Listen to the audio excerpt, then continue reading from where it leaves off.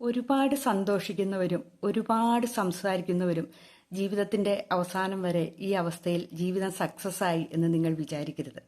ഒരുപാട് സംസാരിച്ചവരും ഒരുപാട് സന്തോഷിച്ചവരും ആവശ്യമില്ലാത്തടത്തെല്ലാം പോയി തലവെച്ച് കൊടുത്തവരും ഒക്കെ ജീവിതത്തിന്റെ അവസാനം ഒറ്റപ്പെടുന്നതും സങ്കടപ്പെടുന്നതും നമുക്ക് കാണാൻ പറ്റും.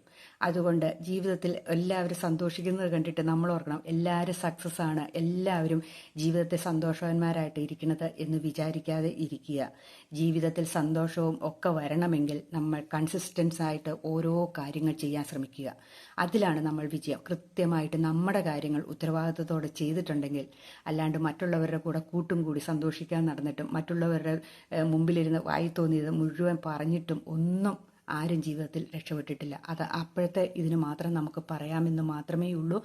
അപ്പോൾ ചിരിക്കാനും നമ്മുടെ കൂടെ സന്തോഷിക്കാനും ഒക്കെ ഒത്തിരി ആൾക്കാരുണ്ടായിരിക്കും.